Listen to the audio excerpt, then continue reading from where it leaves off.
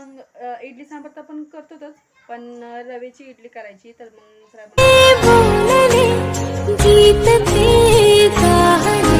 स्वप्न साकारले पहाटे पाहिले नावना त्याला काय नवे वेगळे मांडले सोहळे तुझसाठी हो हो मिळावे तुझे तुला आसही ओठी कोणी कुठे बांधल्या रेशीमगाठी जुळून येते रेशीमगाठी आपुल्या रेशीमगाठी